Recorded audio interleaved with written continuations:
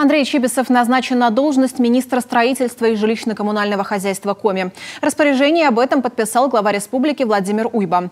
Андрей Чибисов окончил Московский авиационный институт по специальности инженер энергокосмических систем. С 2007 по 2011 год работал в Фонде содействия реформированию ЖКХ. Занимался реализацией программ капитального ремонта и переселения граждан из аварийного жилищного фонда. После возглавлял Фонд капитального ремонта в Самаре. С 2015 по 2017 год входил в состав правительства Севастополя.